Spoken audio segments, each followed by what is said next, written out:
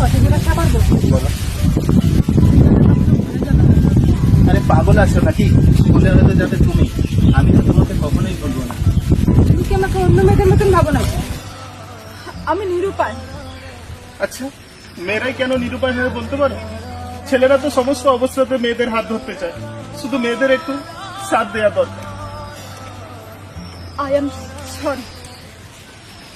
পূজা, মন খারাপ নাকি? মনে পড়ে গেল নাকি? না রে ভাই। কিন্তু আমাকে সুখ দিতে পারে না। হ্যাঁ, ওর কাছে আমাকে দেওয়ার মতন অনেক টাকা পয়সা তো আছে, কিন্তু সময় নেই। টাকা পয়সা সম্পত্তি এসবই তো তোমার পছন্দ ছিল, তাই না?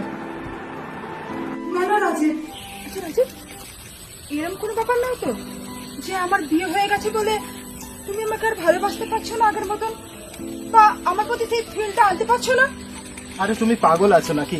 আমি তোমাকে আগে যেরকম ভালোবাসতাম এখনো ঠিক ততটাই ভালোবাসি। আর তোমার বিয়ে হয়ে গেছে কি হয়নি এর কোনো মূল্য নেই আমার কাছে। কি ভাবছো রাজীব? চলো না, আমরা কোথাও অনেক দূরে পালিয়ে যাই।